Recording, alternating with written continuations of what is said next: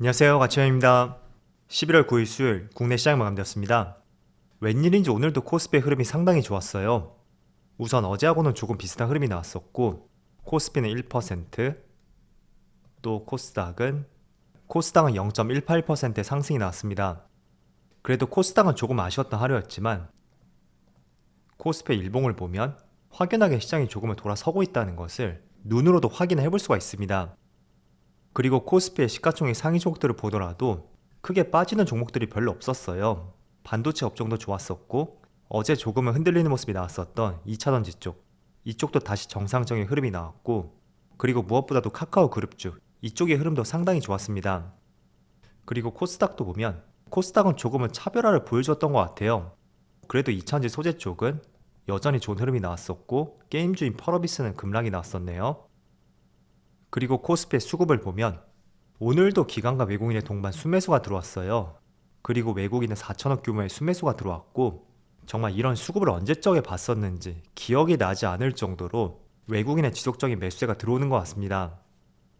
그리고 코스닥은 오늘은 코스닥에서 외국인의 순매수가 들어왔었고 기관만 나홀로 순매도가 있었네요. 그리고 삼성전자, 오늘 외국인의 순매수는 적게 들어왔지만 그래도 기관 쪽에서 많은 순매수가 들어왔고, 반대로 하이닉스는 기관에 매도세가 있었지만 외국인이 많은 순매수를 보여주었습니다. 그리고 어제 한 차례 흔들리는 모습이 나왔었던 삼성 SDI, 하지만 다시 기관과 외국인의 양매수와 함께 어제 하락폭을 거의 다 만회를 했었네요. 그리고 LG에너지솔루션도 오늘 종가상으로 신고가를 경신했어요.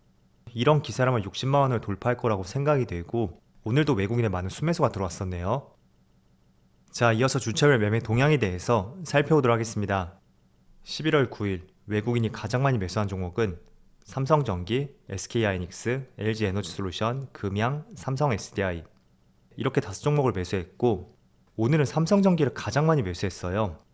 결국 이 종목도 MLCC 기업이라고 하더라도 반도체 업황에 따라서 삼성전자의 흐름을 따라갈 수밖에 없거든요. 그래서 다른 걸 다 제껴놓고 삼성전자의 흐름을 잘 참조해보자, 그렇게 말씀드릴게요.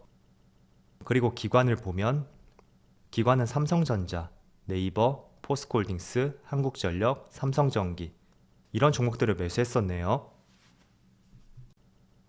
자, 이어서 해외 증시를 보면 어제도 미국 증시가 한 차례 상승이 나왔었죠. S&P 500이 0.56%의 상승이 나왔고, 나스닥은 0.49%, 다우지수는 1%의 상승이 나왔습니다. 다우지수는 어제 직전 고점을 돌파하면서 지난 8월달 고점이었었죠. 그 고점을 향해 나아가고 있습니다. 그리고 S&P 500을 보면 아직까지 기술주나 성장주 쪽에서는 확연하게 시장 흐름이 돌아섰다고는 볼 수는 없는 것 같아요. 어제 테슬라의 주가를 보셨던 것처럼 오히려 어제는 또 직전 저점을 이탈했었죠. 그래서 지금 위치를 보더라도 기술적인 흐름만 봤을 때도 장기 이평선 매물대, 그 매물대의 부침이 충분히 있을 것이라고 생각이 되고요. 나스닥도 마찬가지인 것 같아요. 그리고 추가적으로 아시아 시장을 보면 니케이는 마이너스 0.5%, 대만이 1.75%, 굉장히 좋은 흐름이 나오네요. 그리고 상해지수는 소폭의 하락이 나오고 있습니다. 자, 지금 제가 촬영하는 시점에도 미국의 중간 선거 개표가 계속 이루어지고 있어요. 그런데 지금까지의 기사를 취합해보면 공화당의 선거 승리가 조금은 점쳐지는 것 같더라고요. 그래서 저는 오히려 선거 결과가 나오기 직전에 이렇게 확연하게 한쪽에 우세하는 것이 훨씬 주식시장에는 긍정적이지 않나, 이렇게 생각을 하고 있습니다. 그 이유는 지난 2020년 당시에도 굉장히 대선이 박빙이었잖아요. 불과 하루 전만 하더라도 트럼프가 당선이 될 것이다, 그 시각이 조금은 우세하면서 그때 제가 기억하기로 친환경 관련주들 굉장히 한 차례 급락이 나왔었고, 반대로 선거가 완전히 끝났을 때는 트럼프가 아닌 바이든이 당선됨에 따라서 친환경 관련주의 강세가 이어졌었거든요. 그래서 오히려 박빙이 아니라는 것이 변동성을 줄여줄 수 있는 더 좋은 시장 흐름을 기대할 수 있다고 생각이 되고요. 자, 그리고 국내 시장을 한번 살펴볼게요. 여러분들도 시장이 조금은 달라졌다고 생각하시나요? 코스닥은 조금은 아쉬운 모습이 있어도 지금 코스피를 보면 오늘도 1% 가까운 상승이 나오고 있고, 이걸 조금 길게 늘려보면, 자, 본격적으로 하락이 나왔던 초입 작년 7, 8월쯤이었을 거예요. 그 이후로 단 한 번도 122평선 여기를 돌파한 적이 없었습니다. 그런데 오늘도 종가가 이 정도의 형성이 된다면 거의 1년 4개월 만에 처음으로 모든 장기 이평선을 돌파했다고 볼 수가 있고, 또 주봉으로 보더라도 그동안 주봉상 22평선 여기하고 맞닿으면 어김없이 주가는 급락이 나왔었던 세 번의 경우가 있었습니다. 그런데 이번에는 급락이 아닌 오히려 강한 상승이 나오고 있어요. 분명히 흐름이 달라졌다는 것을 알 수가 있고요. 또 그거 이런 지수의 흐름뿐만 아니라 저는 카카오 그룹주들, 이 카카오 그룹주의 주가 흐름을 보면서 확실히 시장이 조금은 달라졌다라는 생각이 드는 것 같습니다. 물론 최근에 2차전지도 강했었고 또 반도체도 강세가 이어지고 있어요. 그렇지만 그 무엇보다도 가장 낙폭이 강했던 것이 플랫폼 기업이라고 볼 수 있고, 대표적으로 네이버하고 카카오 그룹주, 이 두 개가 플랫폼 기업이라고 볼 수 있잖아요. 그리고 낙폭도 정말 강했었고요. 그런데 그런 시각에서 봤을 때 지난번에 장대 양봉이 한번 나왔던 이 당시 11월 2일이었죠. 그때 거래량도 많이 실렸었고 또 주가도 굉장히 강하게 상승이 나왔어요. 만약에 정말로 시장 흐름이 돌아서지 않았었다면 다시 기대감이 전혀 없는 종목이었던 만큼 주가는 다시 회귀할 수밖에 없는 성질을 보여줄 수밖에 없습니다. 그런데 지금 며칠째 다시 한번 계속 상승이 이어지고 있고 오늘도 7%의 강세 흐름이 나오고 있어요. 그리고 카카오페이도 마찬가지예요. 지금 7% 상승이 나오고 있고 같은 시기에 이렇게 흐름이 조금은 돌아서는 모습이 나오고 있습니다. 그래서 시장 흐름뿐만 아니라 대형주 내에서 가장 약했던 업종 카카오 그룹주의 반등을 봤을 때 조금은 시장이 돌아섰다는 것을 알 수가 있고, 그게 여러분들에게도 조금은 체감상으로도 느껴지지 않을까 그렇게 생각이 되는 것 같아요. 자, 그리고 지금부터는 조금은 긍정적인 재료를 한번 보여드릴게요. 제가 어제 모건 스탠리 측에서 미국의 중간 선거가 끝나면 증시의 랠리가 이어질 것이다, 이 기사를 한번 보여드린 적이 있을 거예요.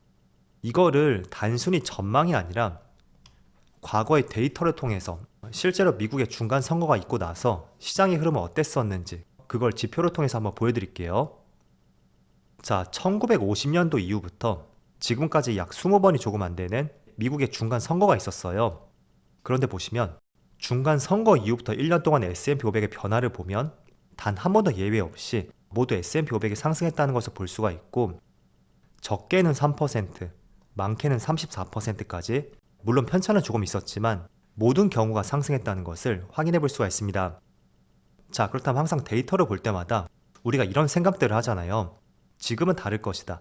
지난 2020년 당시에도 질병으로 인한 시장의 침체는 단 한 번도 없었던 만큼 이번에는 다를 것이다. 그때도 이런 의견들이 상당히 많았었거든요. 그런데 결국 지나서 보면 별로 특별한 것이 없었다는 것을 다들 공감을 하셨을 거예요.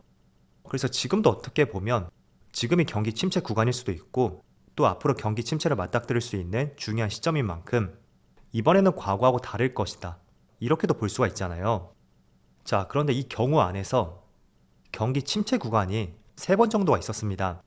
그런데 중간 선거 이후에 S&P 500 지수가 1년 동안 평균적으로 20% 상승이 나왔고, 반대로 경기 침체가 있었던 여기 하단을 보세요. 1974년, 1990년, 그리고 2006년 이렇게 세 차례 기간 내에서는 S&P 500이 무려 24.4%의 상승이 나왔습니다. 그래서 정리해서 말씀드리면 지금까지 중간 선거가 있었고 향후 1년 동안의 S&P 500의 변화를 봤을 때 평균적으로 20%의 상승이 나왔어요. 그런데 74년하고 90년도 또 2006년 이 세 개 시점이 지금과 마찬가지로 동일하게 경기 침체가 있었고, 그때는 오히려 미국의 중간 선거가 있고 나서 1년 뒤에 S&P 500이 24%의 상승을 보여주었습니다. 그래서 경기 침체가 오던 오지 않던 시장은 높은 확률로 1년 뒤에 상승이 나왔다는 것을 알 수가 있고, 그 중간 안에서는 분명히 급락하는 날도 있을 것이고 또 횡보하는 구간, 이런 구간도 충분히 포함이 되어 있겠죠. 그렇지만 최종적으로 1년 뒤의 지수 흐름을 봤을 때 이렇게 높은 확률로 상승이 나왔다는 것을 먼저 이해를 해보시면 좋을 것 같고요. 정말 신기한 것 같아요. 단 한 번도 중간 선거 이후에 S&P 500의 하락이 나왔던 적이 없었거든요. 최소 적게 나와도 3% 정도 그렇게 시장에 상승이 나왔던 만큼 한번 지금부터 시장 흐름을 조금은 긍정적으로 보시는 것도 좋을 것 같고요. 이게 결국에 시장이 정치적 이슈하고는 뗄래야 뗄 수가 없기 때문에 이런 상관관계가 나온다고 생각이 돼요. 어쨌든 중간 선거는 정부에 대한 심판론을 제기할 수 있고 대체적으로 정부의 성격과 반대되는 당이 당선이 되는 만큼 그런 부분이 아무래도 시장의 흐름에 훈풍으로 작용되지 않았을까, 그렇게 유추를 해볼 수 있는 것 같습니다. 그래서 이번에도 지금 바이든이 민주당이라면 상하원 모두 공화당이 다수당이 될 가능성이 높은 만큼 이런 확률적인 데이터를 이번에도 대입을 해볼 수 있는 것 같아요. 그래서 아마 오늘 밤쯤에 결과가 나올 것 같은데 한번 관심 있게 지켜보시면 좋을 것 같고, 자, 그리고 환율 차트를 한번 살펴볼게요. 그동안 정말 환율이 언제쯤이나 꺾일까? 이런 기세라면 1,500원, 1,600원도 돌파할 것 같다 라는 생각들을 많이 하셨을 거예요.